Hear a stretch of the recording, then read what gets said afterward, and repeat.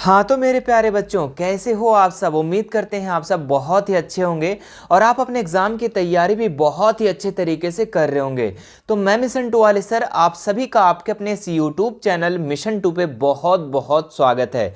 तो आज हम क्लास 10th के बच्चों के लिए, जी हाँ, कक्षा 10वीं का आज हम हिंदी के एक महत्वपूर्ण टॉपिक पत्र लेखन को करवाने वाले हैं। और यहाँ से आप लोगों का हिंदी में जो सवाल रहता है वो 5 नंबर का रहता है। तो यदि आप इस वीडियो को पूरा शुरू से लेकर अंत तक देख लेते हो और अच्छे से समझ लेते हो तो यहां से आप लोग का 5 नंबर पक्का होने वाला है। क्योंकि इस वीडियो में हम आप लोगों को कुछ महत्वपूर्ण पत्र के बारे में बताने वाले हैं। जी हां, जो आपके एग्जाम में बार बार पूछे जाते हैं वैसे सारे पत्र को बताएंगे। और यहां से अगर आप पूरे इस वीडियो को अच्छे से देख लेते हैं, अच्छे से समझ लेते हैं, तो यहां से 5 नंबर आपका पक्का होने वाला है। तो आइए मेरे बच्चे शुरू करते हैं इस वीडियो को।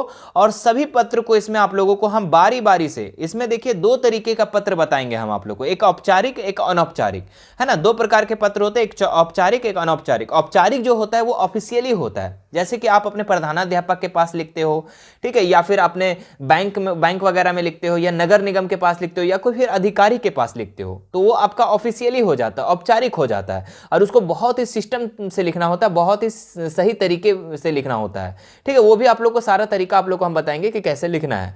दूसरा आप लोग को हम ये बताएंगे अनौपचारिक, जो आप अपने रिश्तेदारों को, अपने भाई बहन को, अपने मित्र को, अपने महिला मित्र को, अपने पुरुष मित्र को जो लिखते हो ना, वो आपका क्या होता है, अनौपचारिक होता है, वो अनऑफिशियली होता है, ठीक है। और उसको आप अपने भाषा में, अपने लैंग्वेज में, अपना मातृभाषा में भी लिख सकते हो, ठीक है। बस उसका भी तरीका होता है। तो आइए हम दोनों चीज़ों को हम लोग अच्छे से समझते हैं, दोनों पत्र को, कि कैसे आप लोग को लिखना है।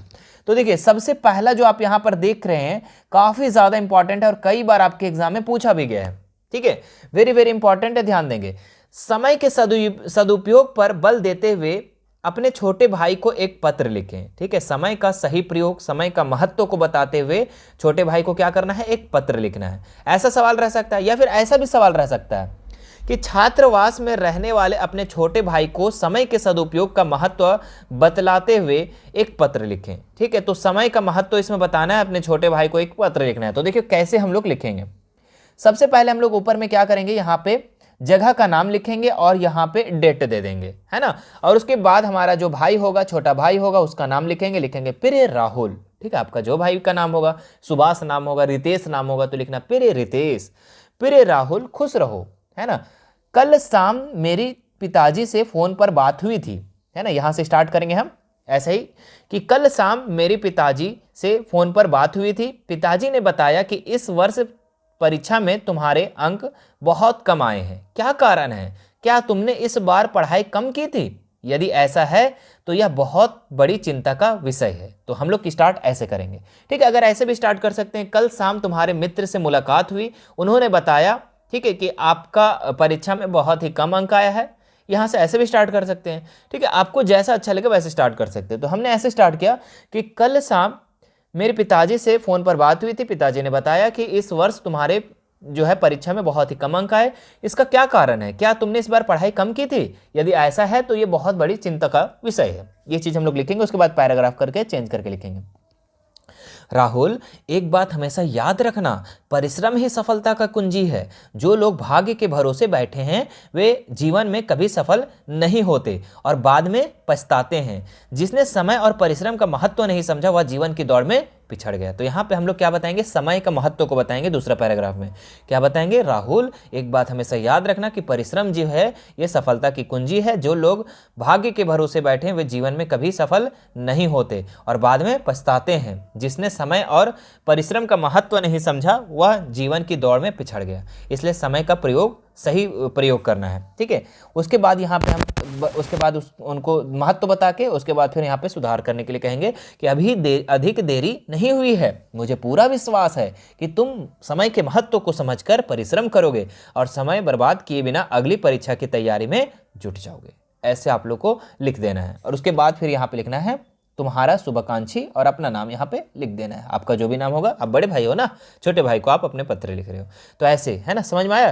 तो दोनों तरीके से अगर यहाँ पर आता है कि अपने छोटे भाई को समय का महत्व को बताते हुए पत्र लिखे तो ऐसे लिख देना है। अगर आता है कि छात्रावास में आपके भाई रह रहे हैं और उसको भी समय का उपयोग करना है तो वही चीज़ आप लोग को लिखना है। बात समझ में आया। तो ये आपका एक पत्र से 2 पत्र आप लोग को हम बता दिए।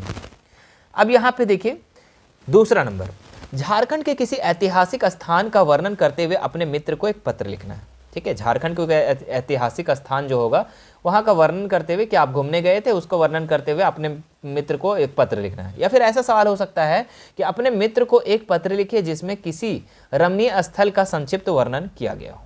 ठीक है, आप घूमने गए हो, यहाँ पे ऐसा जरूरी नहीं है कि यहाँ पर झारखंड लिखा है, बोल देगा कि आप किसी ऐसे ऐतिहासिक स्थान का वर्णन करते हुए अपने मित्र को पत्र लिखें। ठीक है, तो आप झारखंड वाला ही लिख देना, क्या दिक्कत है। वहाँ पे तो स्पेसिफाई नहीं किया गया है ना कि दिल्ली में घूमते हुए कुतुब मीनार को देखते हुए ऐतिहासिक स्थान का वर्णन करते हुए आपको पत्र लिखना है, ऐसा नहीं।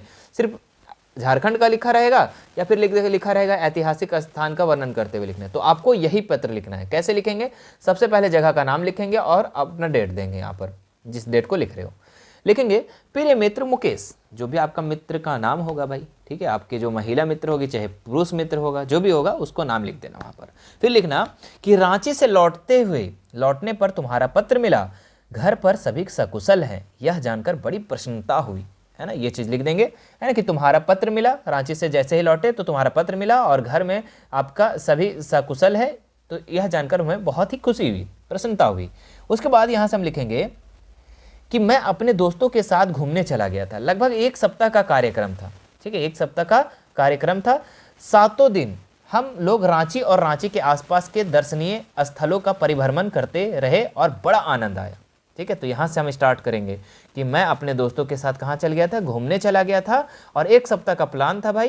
ठीक है, और 7 दिन हमने रांची और रांची के आसपास के जो दर्शनीय स्थल है वहाँ पे परिभ्रमण किए, बहुत ही आनंद आया, बहुत ही मजा आया, है ना। तो यहाँ तक हम लोग लिख देंगे। उसके बाद पैराग्राफ करके चेंज करके लिखेंगे। रांची शहर के बीच वहाँ के, अब झारखंड की कोई चीज़ को बताना पड़ेगा ना कि हमने क्या देखा। लिखेंगे रांची शहर के बीच टैगोर हिल और रांची 2 नाम की पहाड़ियां हैं। इन पर चढ़ने के बाद सारे शहर का दृश्य बड़ा ही आकर्षक लगता है, तो बताना है यहाँ पर। ठीक है, आप अगर कहीं दूसरे जगह गए हो तो वो भी लिख सकते हो। अगर मान लीजिए आप पतरातू गए हो तो पतरातू के बारे में भी लिख दो, कोई दिक्कत थोड़े, वो भी तो रांची का के अंदर ही आ जाता है, वो झारखंड के अंदर आ जाता है, जो भी आपका लगता है। ठीक है, आप झारखंड के अंदर आप कहीं पर घूमे हो, चिड़ियाघर गए हो, चिड़ियाघर के बारे में लिख दो, है ना। इन पर चढ़ने के बाद सारे शहर का दृश्य बड़ा ही आकर्षक लगता है। रांची के कांके डैम की निराली शोभा देखकर हम विमुग्ध हो गए। ठीक है, सारे रांची के शहर इस डैम से जलापूर्ति की जाती है। पानी शुद्ध करने के लिए बड़ी बड़ी मशीनें लगी है। रांची से हम लोग हुंडरू और जोन्हा फॉल भी देखने गए, है ना। उसके बाद आगे भी लिख देना है कि रांची से हम लोग यहाँ गए। ठीक है, आपको जहाँ लगे, है ना, वहाँ लिख देना। उसके बाद लिखना कि दोनों जलप्रपातों का बड़ा ही सुंदर दृश्य था। मैंने सोच लिया अगली बार हम लोग साथ चलेंगे। ठीक है, ये भी लिख देना ताकि तुम्हारा दोस्त भी खुश हो जाएगा, है ना, कि अगली बार हम लोग साथ चलेंगे, है ना, मैंने सोचा है। ये चीज़ जरूर लिख दीजिएगा वरना फिर दोस्त गुस्सा आ जाएगा, है ना। अब देखो उसके बाद लिख देना यहाँ तुम्हारा मित्र, जो भी आपका नाम होगा यहाँ पर लिख देना। ठीक है, ABCD सुभाष वगैरह। ठीक है, चलिए अब आगे देखते हैं हम लोग। तीसरा नंबर पत्र में क्या दिया गया है? अपनी वार्षिक परीक्षा की तैयारी का वर्णन करते हुए पिताजी को पत्र लिखे। हम लोग ये जो 3 देखेंगे, इसमें 3 जो है ना आपका अनऑफिशियल है, यानी अनौपचारिक है, और उसके बाद 2 हम आपको ऑफिशियली बताएंगे। ठीक है, और वो ऑफिशियली एक ही जैसा सारा चीज लिखाता है। ठीक है, तो यहाँ पे हम लोग क्या लिखेंगे? अपनी वार्षिक परीक्षा की तैयारी करते हुए अपने पिताजी को पत्र लिखना है। अगर अभी आप लोग क्लास 10th में हो, अपना तैयारी कर रहे हो ना जी, तो अपने पिताजी को पत्र लिखो, ऐसा सोचकर लिखना है। तो यहाँ पे हम डेट, जगह का नाम देंगे, डेट देंगे। उसके बाद लिखेंगे पूज्य पिताजी, सादर प्रणाम, है ना। आपका पत्र मिला, आप मेरी वार्षिक परीक्षा की तैयारी के बारे में जानने के लिए उत्सुक हैं, है ना। आपका पत्र मिला, आप मेरी परीक्षा की तैयारी, वार्षिक परीक्षा की तैयारी के बारे में जानने के लिए उत्सुक है। अब भाई पापा है भाई, वो तो जानने के लिए तो चाहेंगे ही, है ना, है ना। पत्र अगर पापा अगर लिखे होंगे तो वो तो जानना चाहेंगे ना, तो वो चीज़ हम लोग यहाँ लिख देंगे। लिखेंगे पिताजी, आपकी प्रेरणा एवं निर्देशों के अनुसार ही मैं अपनी वार्षिक परीक्षा की तैयारी कर रहा हूँ, है ना। बोलना है कि आपकी ही प्रेरणा और, है ना, मोटिवेशन और निर्देश के अनुसार, है ना, आपका डायरेक्शन के अनुसार ही हम अपने वार्षिक परीक्षा की तैयारी कर रहा हूँ। अब क्योंकि परीक्षा निकट है, मैंने पढ़ने का समय बढ़ा दिया। जो 5 घंटा पढ़ते थे अब 10 घंटा पढ़ते हैं ना। अब मेरा ज़्यादा ध्यान पाठों के दोहराने पर है ना, अब रिवीजन करने पर है। प्रश्नों को बिना देखे हल करने का अभ्यास पर केंद्रित है। ये चीज़ आप लोग को लिख देना है अपने पिताजी को, और पिताजी भी खुश हो जाएंगे और आप भी खुश और एग्जामिनर भी खुश, है ना, कि आप ऐसे लिखे हो। अब देखो उसके बाद आपका आज्ञाकारी पुत्र अजय। ठीक है, आप जो भी नाम होगा आपका, है ना, पिताजी का पुत्र, प्यारा पुत्र, जो भी नाम होगा लिख देना। अब देखिए इसके बाद चौथा नंबर, यहाँ क्या लिखा है, अपने क्षेत्र में कूड़े कचरों की अधिकता हो गई है, अतः स्वास्थ्य अधिकारी को उचित माध्यम से सफाई की व्यवस्था करने के लिए पत्र लिखे। देखो ये आपका ऑफिशियली लेटर है, ये ऑफिशियली पत्र है। अब इसको कैसे लिखना है ध्यान से दीजिएगा, ठीक है। फिर एक और है आपका नगर सड़कों एवं नालियों की सफाई हेतु नगर पालिका अध्यक्ष को आपको एक पत्र लिखना है, ठीक है। तो दोनों है, सफाई के लिए आप नगर पालिका में ही लिखेंगे, चाहे आपका सड़क वगैरह या नाली वगैरह है जो भी सफाई करना है वो भी आप नगर पालिका को लिखेंगे। कैसे लिखेंगे एकदम ध्यान से देखना, ठीक है। जिसको लिखने बोलेगा उसका यहाँ पे नाम लिखना है आपको। बात समझ में आ रहा है? अब देखिए कैसे लिखेंगे। जब भी ऑफिशियली लेटर रहेगा मेरे बच्चा तो आपको क्या करना है, सेवा में से स्टार्ट करना है। क्या लिखेंगे, सेवा में स्वास्थ्य अधिकारी हजारीबाग नगर निगम, है ना। क्या लिखेंगे, सेवा में स्वास्थ्य अधिकारी या हजारीबाग नगर निगम, है ना। जो भी आप नगर निगम लिखना चाहते हैं, बड़कागांव नगर निगम लिख दो या फिर गिरिडीह नगर निगम, जो भी लिखना है लिख देना यहाँ पर। उसके बाद लिखना विषय। क्या लिखना, विषय। जैसे आप लोग अपने प्रधानाध्यापक को लिखते हो ना, सेवा में श्रीमान प्रधानाध्यापक राजकीय मध्य विद्यालय दिस दैट, उसके बाद लिखते हो ना विषय 5 दिनों की छुट्टी हेतु। तो उसी प्रकार यहाँ पे भी लिखना है कि विषय में मोहल्ले की सफाई कराने हेतु प्रार्थना पत्र, है ना। मोहल्ले की सफाई कराने हेतु प्रार्थना पत्र, ठीक है। देखिए मैंने जो दोनों चीज को बताया ना, यहाँ पर जो दोनों को बताया, दोनों में से कोई भी आएगा, ठीक है। आपको यही उत्तर लिखना है। बात समझ में आ रहा है? चलिए अब यहाँ पे लिखेंगे हम, महाशय हम आपका ध्यान मोहल्ले की सफाई संबंधी दुर्व्यवस्था की ओर खींचना चाहते हैं। यहां से स्टार्ट करना, महाशय हम आपका ध्यान मोहल्ले की सफाई संबंधी दुर्व्यवस्था की ओर खींचना चाहते हैं। यह आपको यह जानकर आश्चर्य होगा कि हमारे मोहल्ले की सफाई हेतु नगर निगम का कोई सफाई कर्मचारी 10 दिनों से काम पर नहीं आ रहा है। घरों की सफाई करने वाले कर्मचारियों ने भी मोहल्ले में स्थान स्थान पर गंदगी और कूड़े करकट के ढेर लगा दिए हैं, ठीक है। आप देखो नगर निगम वाला सफाई कर्मचारी नहीं आएगा तो फिर गंदा तो होगा ही ना, तो वो चीज़ यहाँ पे लिख देना। लिखना स्थान स्थान पर गंदगी ढेर लगा दिए। आज स्थिति यह है कि मोहल्ले का वातावरण अत्यंत दूषित तथा दुर्गमय हो गया है। मोहल्ले से गुजरते हुए नाक बंद कर लेनी पड़ती है। चारों ओर मक्खियों की भिनभिनाहट है। रोगों की कीटाणु प्रतिदिन बढ़ रहे हैं और नालियों की सफाई ना होने के कारण मच्छरों का प्रकोप इस सीमा तक बढ़ गया है कि दिन का चैन, रात की नींद हराम हो गई है, ठीक है। मच्छर इतना ज़्यादा हो गया कि हम दिन भी नहीं सो पा रहे हैं, ना रात में सो पा रहे हैं, ठीक है। तो इतना आप लोग को लिख देना यहाँ पर, है ना। उसके बाद लिखना महोदय, है ना, आपसे अनुरोध है ना, आप महोदय से अनुरोध है कि यथाशीघ्र हमारे मोहल्ले का निरीक्षण करें तथा सफाई का नियमित प्रबंध करें, है ना। आपकी ओर से उचित कार्यवाही के लिए हम आपके आभारी बने रहेंगे।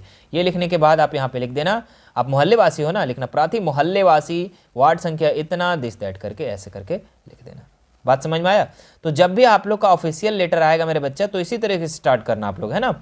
अगर यहाँ पे नगर निगम को आ रहा है तो नगर निगम का यहाँ लिखेंगे, है ना। लिखेंगे सेवा में स्वास्थ्य अधिकारी नगर हजारीबाग नगर निगम, विषय जो भी है यहाँ पे लिख देना।